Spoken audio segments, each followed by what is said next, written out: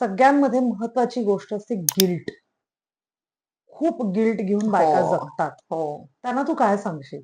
हे बघ, मी म्हणजे काय म्हणू, मी पण त्यातलीच एक आहे. मलाही ते गिल्ट येतं. पण हे गिल्ट मी पुरुषांना देत येतं का नाही. ग? तुला काय वाटतं? नाही आहेत पुरुषांना, कारण अनफॉर्च्युनेटली ना आपल्याकडे, स्पेशली इंडियन सोसायटीमध्ये ना, हे नर्चरिंगच नाहीये आपलं, की वडिलांनी मुलांना लहानाचं मोठं करावं आणि बाईने बाहेर जाऊन पैसे कमवून आणावेत.